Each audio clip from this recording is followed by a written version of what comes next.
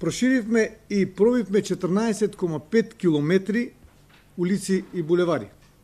Ќе набројам дел од нив. Булеварот Теодосит Гологанов, трет дел во делот на општина Карпош. Булеварот Ѓорче Петров во првиот дел. Булеварот Партизански одреди од порта Влае до црквата Свети Петар и Павле. Трета македонска бригада, првиот дел. Булеварот Асном кај последна петка. Улицата или булеварот во Маđари и други.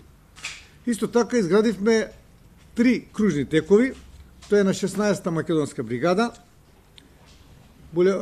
Кружниот тек на порта Влае на партизански одреди. Кружниот тек Лазо Трпковски во општина Чаир и општина Бутел. А во тек изградба и на кружниот тек на Христо Татарчев и булевар Србија. Во тек на градба се следните булевари.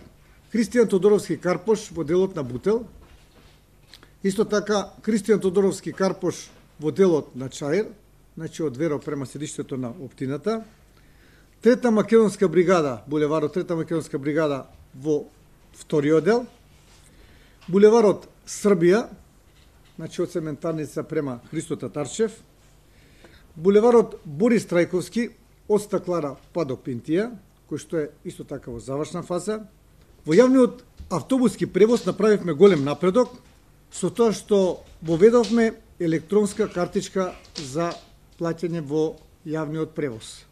При тоа е многу значено што ги интегриравме приватните автобуски линии, приватните автобуси во единствениот јавен автобуски сообраќај во град Скопје, така да граѓаните сега немаат дилема дали ќе се водат во приватен или во автобуси од ЈСП.